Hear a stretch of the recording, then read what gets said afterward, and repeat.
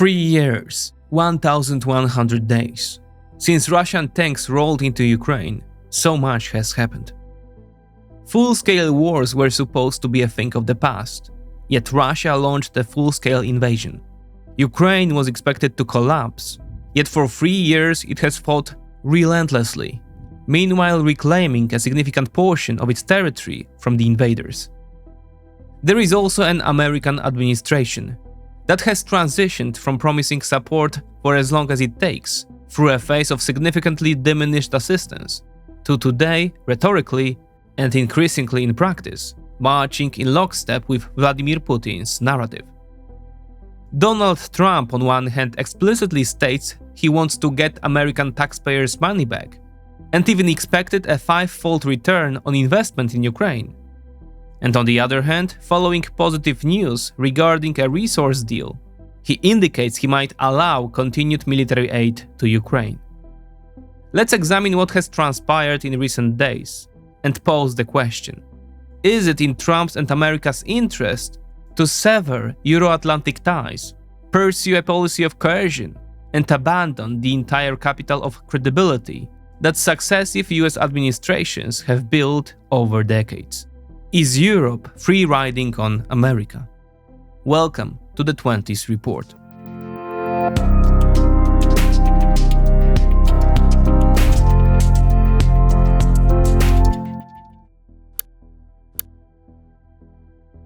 Recent weeks after Donald Trump's inauguration have been an information roller coaster. Last time we started by organizing key events. Let's do the same now. Over the weekend, parliamentary elections were held in Germany, returning the Christian Democrats, CDU-CSU, to power.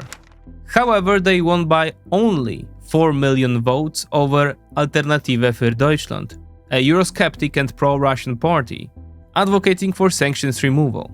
Adding votes from another far-leaning party, Sarah Wagenknecht BSW, which narrowly missed entering the Bundestag, over 25% of German votes went to parties that pose a threat to the intra-European order. For now, though, the Christian Democrats will govern with Friedrich Merz as potential chancellor, most likely in coalition with Olaf Scholz's SPD. The entire traffic light coalition, SPD, FDP and Greens, recorded worse results than in previous elections, with AfD and BSW collectively capturing 15% of votes compared to the last election. Future Chancellor Friedrich Merz quickly struck alarmist tones, announcing that Europe should seek independence from the US as soon as possible, and that NATO might soon be dead. Such a view from the typically measured Christian Democrats was undoubtedly influenced by American administration interference in the German elections. Elon Musk repeatedly encouraged voting for AfD on Platform X. J.D. Vance did the same a few days earlier, attacking German liberals in Munich. Merz says much about becoming independent from Americans, but simultaneously offers few specifics about changing Germany's approach to the war in Ukraine. Remember that the main European catalyst for the war was Angela Merkel, Merz's predecessor at the helm of the CDU-CSU. Additionally, Scholz's SPD will remain an integral part of the government. On the other hand, it's worth noting that Merz comes from the more conservative wing of the party and often criticized the former chancellor for policies, including her open-door approach.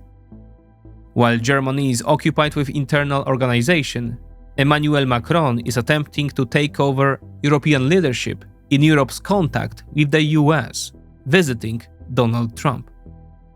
In conversation with the US president, Macron skillfully maneuvered, trying not to step on Trump's toes, while at the same time asserting the French or European position when the situation required it. On one hand, Macron acknowledged that although he hasn't spoken with Putin since the Bucha massacre, the context today is different and he is ready for it. On the other hand, when Trump insinuated that Europeans merely lend money to Ukrainians, Macron quickly corrected the American, stating that Europe pays 60% of the total commitment and supports the idea that Ukraine should be repaid first, implicitly by Russia. He simultaneously communicated that any deal cannot mean Ukraine's surrender and must be supported by security guarantees. Interestingly, he backed Trump by saying peace could be expected even within the coming weeks. Despite internal problems, France today holds the strongest cards on the old continent, strengthening Emmanuel Macron's foreign policy. Looking across the board, France has Europe's strongest military and nuclear weapons. It has a reliable source of clean energy, nuclear power. Its economy is much less dependent on the suffering automotive sector, unlike Germany's. Additionally, it's furthest advanced in artificial intelligence programs. Of course, the fact that the French have well-established foundations doesn't mean that any leadership in Europe will be simple. But with German problems, the Élysée Palace senses its opportunity.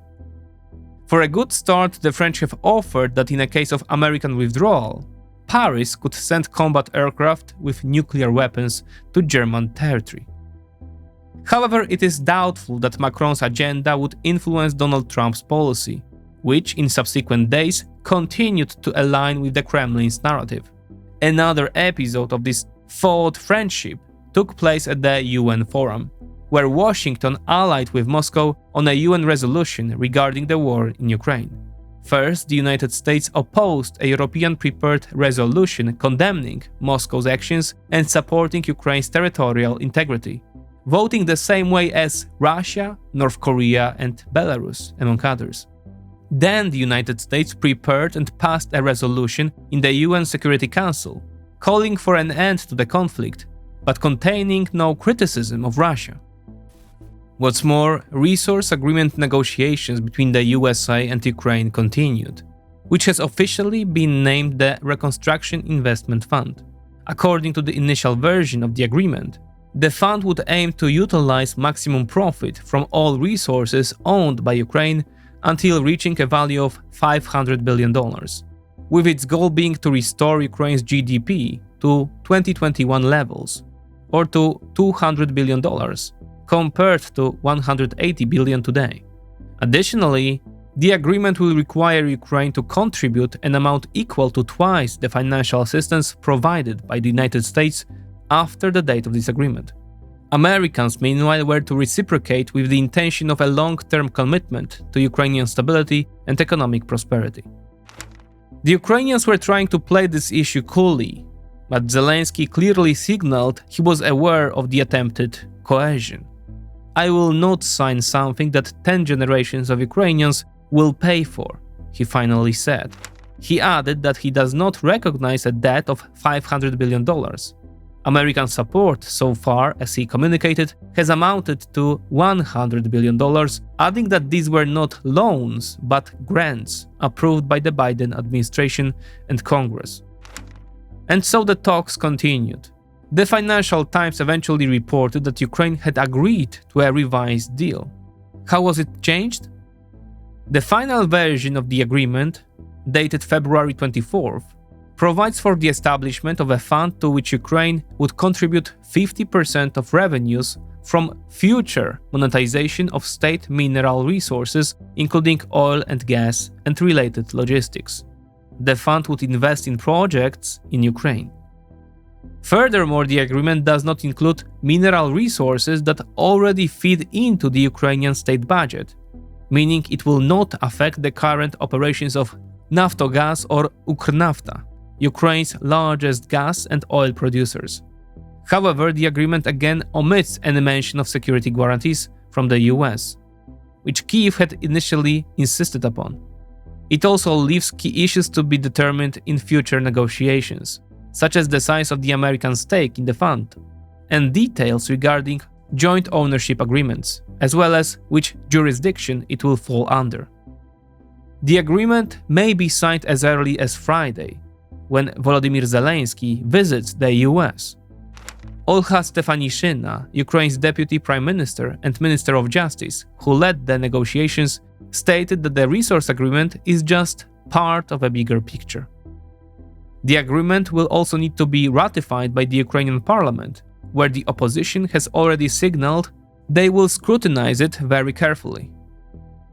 The European Union also reportedly responded to the American proposal by reminding Kyiv that it has a critical minerals agreement with the EU. 21 of the 30 critical materials Europe needs can be provided by Ukraine in a win-win partnership, said European Commissioner for Industrial Strategy Stefan Sejourn. Finally, Wednesday evening, the Ukrainian side confirmed that a significant framework agreement will be signed on Friday by Zelensky and Trump. Is this a breakthrough? Certainly, reaching an agreement between Kyiv and Washington is positive, which may influence Trump's attitude and his PR success. But the agreement itself is far from implementation. In its current format, it more closely resembles a preliminary memorandum on how Ukraine and the US might, in the future, invest in Ukraine's resource sector and profit from it together. Whether this develops into real cooperation will depend on further agreements between Trump and Zelensky. Importantly, in subsequent communications, Zelensky stated that the agreement includes some provisions regarding security guarantees. Positive reports about resource negotiations have evidently influenced Donald Trump's mood, who shifted from accusations and attacks toward Ukrainians to praise and promises. Let's listen. Originally, the right to fight. Look, Ukraine, I will say they're very brave and they're good soldiers, but without the United States and its money and its military equipment, this war would have been over in a very short period of time. In fact, I was the one that gave the javelins. You remember the famous javelins? That was me. That wasn't Obama. It wasn't Biden. It wasn't anybody else. It was me. What's more, on Thursday, Trump seemed to have forgotten about calling Zelensky a dictator and added that he greatly respects him. And his message even included the possibility of helping Ukraine take back the raked territory. And so Trump is allowing for the possibility of Ukraine continuing the war, as well as the option of further military support. Though I wouldn't put too much stock in the specific amounts, as many signs indicate Trump uses these figures randomly. In other words, we are seeing another move in a game of 5D chess, whose outcome we cannot predict today. Yet let's consider a dark scenario for the Western world. One where Ukraine is abandoned to Russia's mercy, with Americans further severing Atlantic ties with Europe and continuing to dismantle the current international order. We must remember that such theses are appearing increasingly often among mainstream commentators. One could mention Martin Wolf's recent article for FT, "The US is now the enemy of the West." We operate in a mosaic of connections, dependencies, and interests that is difficult to comprehensively understand. In fact, no one has the complete picture. Each player, Ukraine, Russia, the US, China, and Europe, has its own goals and leverage points in this game. Even Ukraine has significant leverage. Kyiv stands firm in the war and seems to communicate that it will survive even without the Americans, but with Europe. Which means that Washington doesn't have complete control over events, contrary to what it communicates. Even in tandem with Moscow, it cannot push through an agreement if Ukrainians and European states disagree and show determination in achieving their goals. A week ago we mentioned that Europe with Ukraine could take leadership in the war without looking to Americans. That this is theoretically feasible doesn't mean it will happen in practice, due to the recurring indolence of EU countries on broader security policy issues. However, pressure works well on community countries, as it was also pressure 3 years ago that pushed Western countries toward the costly goal of cutting ties with Russia and helping Ukraine. Today, similar mobilization can be observed. The question is what tangible effects this policy will have. Europeans, although reading Donald Trump's successive statements with consternation, are reaching heights of courteous goodwill and diplomacy. Behind the scenes, however, major shifts are taking place. Europe is preparing to cut the umbilical cord from the Americans, for now militarily, but possibly in other areas as Trump's aggressive agenda continues. Economy, common institutions, or even values. the Atlantic world faces a big question mark. Donald Trump and many Americans claim that Europe has sustained itself on American taxpayer money, feeding off security provided by Americans. Even Europeans don't challenge this thesis, but they should. While Europe is indeed dependent on the US in security matters, it certainly hasn't been getting it for free. On the contrary, America's hegemonic position resulted from making the entire world, especially allies, dependent on it. And as a result of this dependency, the American military sector, big tech, stock market, and ultimately the American dollar enjoyed an incredibly privileged position. American omnipotence translated into credibility. Yes, Europeans or Asians spent less on defense than they would have without American protection. Yet they still spent billions of dollars, much of which went to the bank accounts of companies like Lockheed, Raytheon, or Northrop. This military and industrial power, based on values that unite the Western world, that is freedom of speech and of the individual, prohibition of forceful border revision, or human rights, was transformed into American credibility. It meant that the entire West, though not only seeking the best investment instruments, placed the bulk of their financial surpluses in the American market, which represented the most powerful and credible society in the world. Money virtually flooded the American stock market, throughout modern history leading the S&P 500 index to continuous, uninterrupted growth that far exceeds the potential offered solely by 350 million Americans. This oversupply of capital found its outlet in the booming venture capital sector, which forms the foundation of American innovation and advantages in big tech and high technologies, such as AI and semiconductors.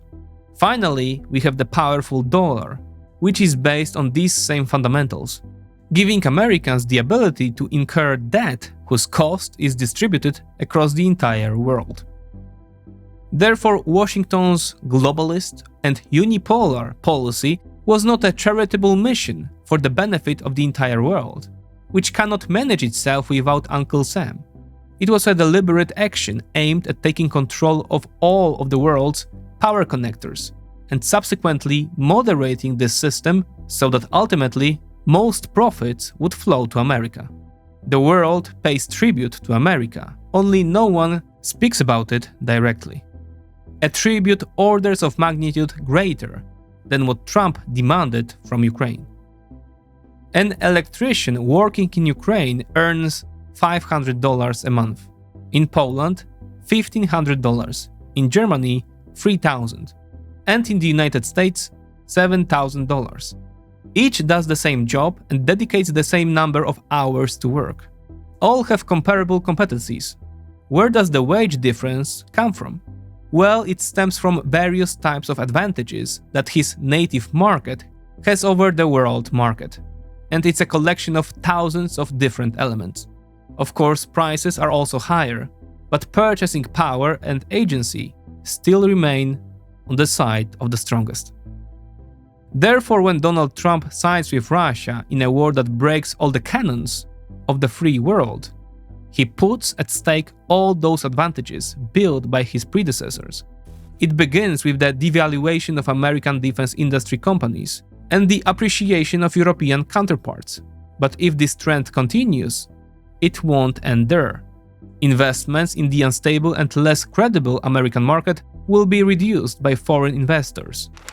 Dollar circulation may become increasingly undermined not only by BRICS or the Global South, but also by Europeans and other hitherto allies, especially when each of them is blackmailed with tariffs. The European Union was created to screw the United States, Trump said recently, while announcing 25% tariffs on the EU, hitting primarily the auto market. A weakened stock market will contribute to the devaluation of big tech, which, accustomed to an ocean of cash, will suddenly have to cope in much more modest conditions. Let's remember that American big tech has completely penetrated Europe, So if American alienation progresses, Europe will have growing motivation, including social one, to replace American big tech with its own. A clone of Facebook, X, Instagram, or even YouTube for Europe would be trivially simple. This could be followed by a return to a hardware manufacturing. Add to this the national ethos. America relies on immigrants. Most of them came to the United States for better earnings, but also because America as a country is based on proper values. When these values are undermined, the desire of the most outstanding individuals to emigrate to America may also be shaken, as these are usually the most conscious people. A very similar argument was made in a recent post on X by Balaji Srinivasan, one of the most recognizable thinkers in Silicon Valley today. Let's listen to this longer excerpt. Quote, "Unlike past empires, American empire is a hidden empire. As Daniel Immerwahr points out, unlike the British Empire, it's not referred to in explicitly imperial terms, even if countries are expected to obey DC and pay tribute by buying treasuries. Anyway, this conversation is tricky because if you say empire, then people instantly assume you are saying empire is bad. But it's not always bad. Sometimes it's almost self-defense, because power abhors a vacuum. And if you do decide not to play for world domination, you may well be dominated by the one who does. And that's the logic of empire." This was understood generations ago, but today neither left nor right fully appreciates what it took to build American empire. They just inherited it, they don't understand it. Among other things, the far left doesn't realize that it required capitalism and trade. The nationalist right doesn't realize that it required democracy and allies. Combining these was the only way to build the multi-billion person global trade union that underpins the US dollar. You couldn't do that with 77 million Trump voters or 75 million Democrats alone. You need trade partners, you need allies. Otherwise, when you print 6 trillion US dollars, as the US did from 2020 to 2022, it is spread not across 6 billion plus people worldwide, but just 330 million Americans. Because inflation is taxation, that's a 95% drop in the effective tax base. You go from printing $1,000 per head to $20,000 per head, with all the obvious consequences. In other words, Donald Trump's game carries primarily great danger for America's status and Americans' prosperity, which was born from victory in World War II and the Bretton Woods agreements. Of course, this doesn't mean that America will fall. Far from it. America will manage even when it becomes completely autarkic and closes itself to the world. It has everything needed for independent functioning. However, it will then be poorer and less influential, which is not in Washington's interest. This is precisely why the narrative about free-riding Europe is false and does not encompass second, third, or fourth-order consequences. The hegemonic position of the United States has brought enormous privileges to many key elements of their statehood. The disorientation and disarmament of Europe was beneficial for Russia, but from a grand strategy perspective, also for America, as it could penetrate Europe technologically and make it dependent in matters of security and thus strategy. After several decades of such independence, both sides came to the conclusion that such an agreement suited them. However, it was worse and more dangerous not for Americans, but for Europeans. That's why today's mobilization primarily serves Europe. Paradoxically, one can thank Donald Trump for it. However, fraternizing with Russia and applying economic coercion equivalent to war reparations on the victim of war represents an entirely different scale of action, and their effect may be the opposite of what was intended.